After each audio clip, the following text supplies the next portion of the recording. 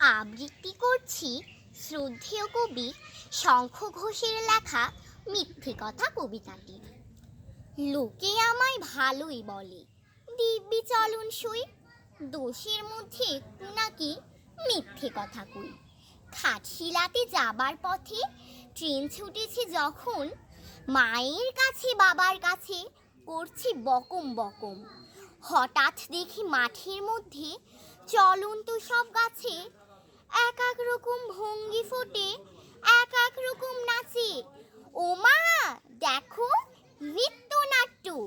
যে বলেছি আমি, মা বকে দেয়, বড্ড তোমার বেড়েছে ফাজলামি।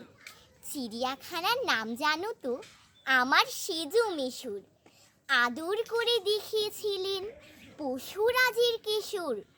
কদিন পরে চুল খসানো দেয়াল জুড়ে একে ঠিক অবিকল সেই রকমই মূর্তি যেন দেখি।